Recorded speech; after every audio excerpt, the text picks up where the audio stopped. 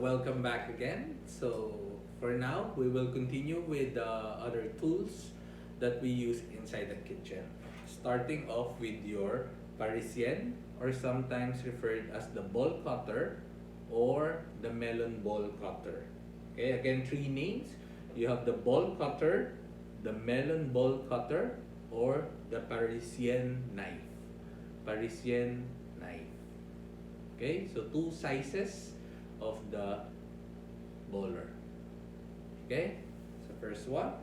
Next, we have the cook's fork.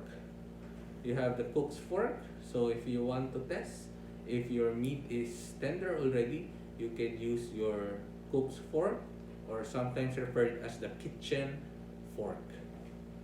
Then next, you have the straight spatula. Straight spatula. Okay, sometimes called the palette knife,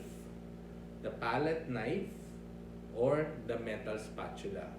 So you use this for spreading items. Sometimes you use it to transfer items so that you will not use your hands. So this is your metal spatula, palette knife, or the straight spatula.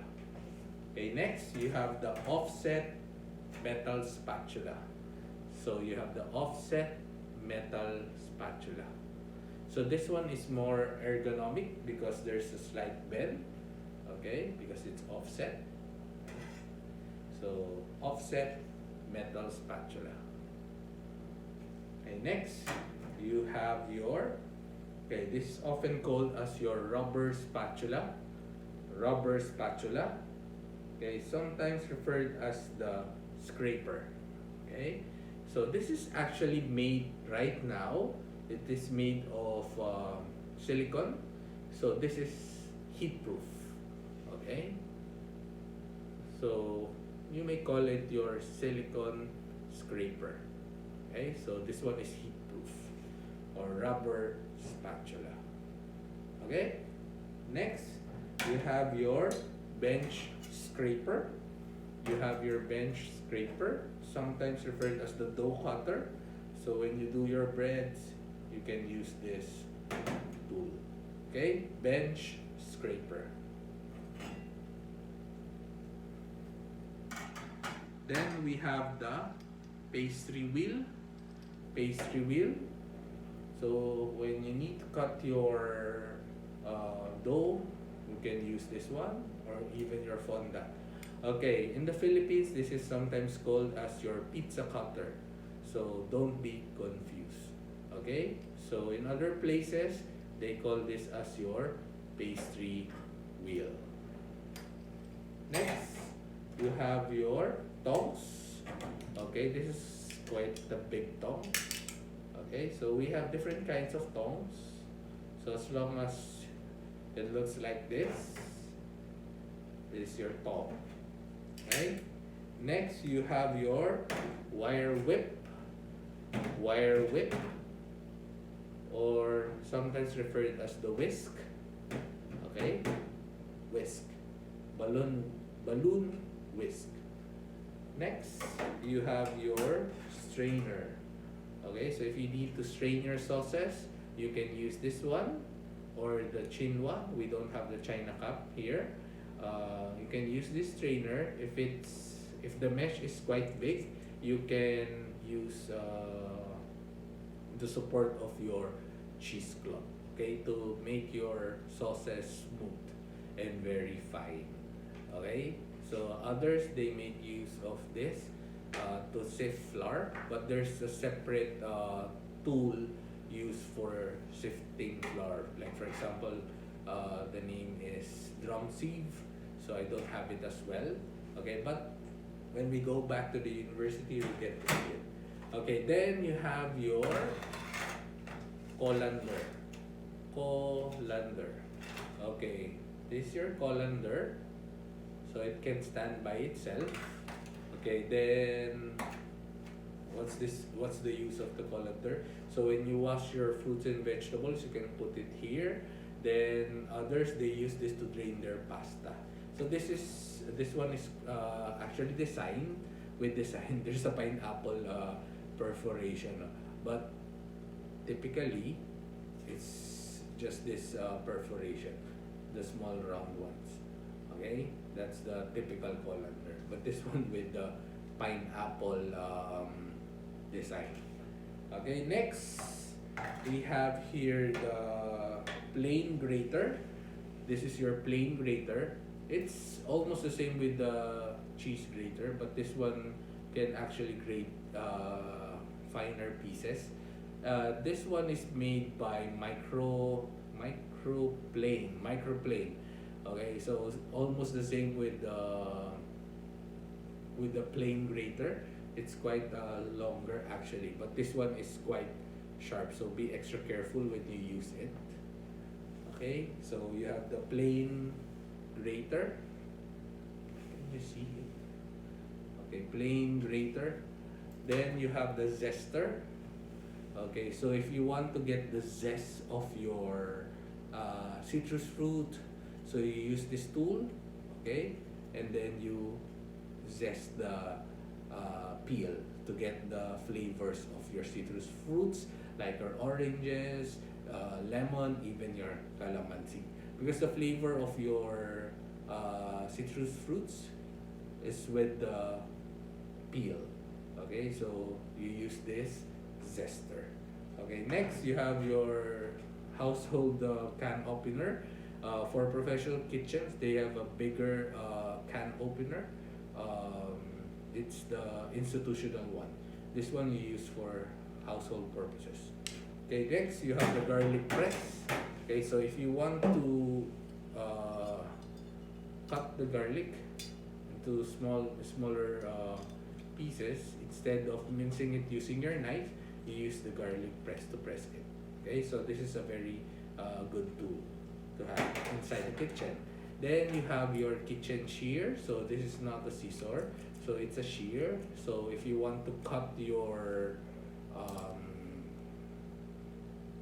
chicken, okay, so you can use this. Okay, so this is very useful again inside the kitchen. Your shear or your kitchen shear. So you can use also the term kitchen scissors. That will do. Then you have your pastry brush. So if you need to spread something, like for example, if you want to put butter or egg wash on top of your pastry, so you use your pastry brush. Then you have your piping bag.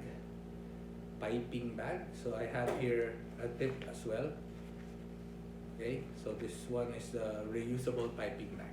Okay, for food safety purposes, other establishments, they start using the disposable color-coded piping bags already. Okay, then we have this rolling pin. Okay, this is your rolling pin. Okay, so this is the typical rolling pin. So when you need to flatten your dough or even your bread dough or your pastry, okay, you need to sheet it. You use this rolling pin. And then I have another special pin which is called the French pin.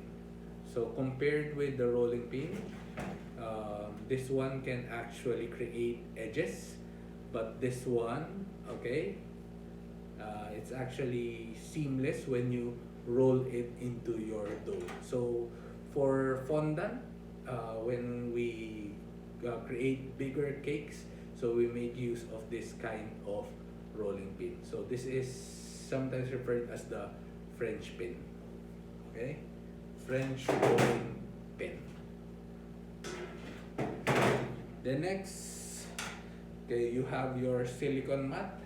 Okay, I actually cut this into smaller piece because I use it only, basically the size is twice, so I cut it into half. So this is your silicone mat. So if you want to make your trays non-stick, so for example, you want to make cookies or you want to dry items, dehydrate them to make decorations, dehydrated fruits, so you make use of this silicone mat. Okay, next, after silicone mat, you have your mixing bowl. This is very useful. It comes in different sizes. Okay, Okay, this one is made of stainless steel. So sometimes you'll find mixing bowls that is made of aluminum and made of plastic. Okay, next you have this ladle, or sometimes referred as the spoon.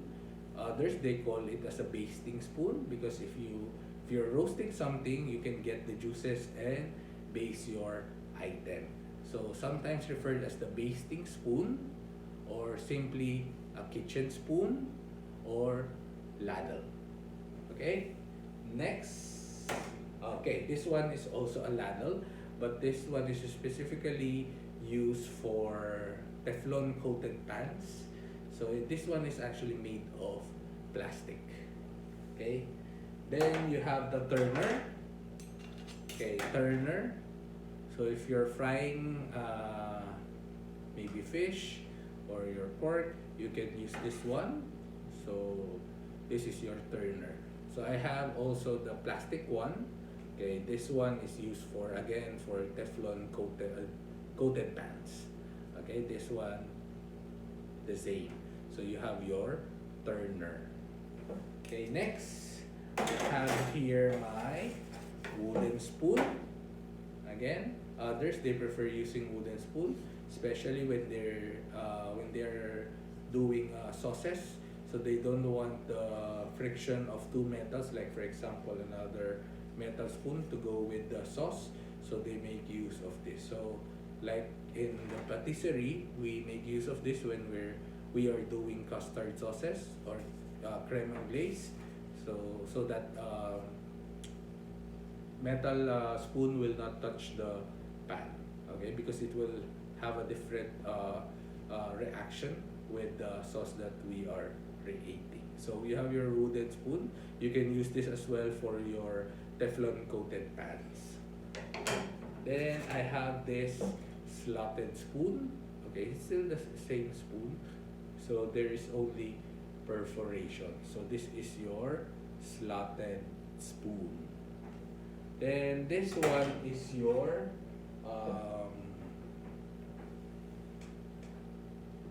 ice cream scooper. So as you can see, nothing to press. So this is basically the typical ice cream scooper, not the portion scooper.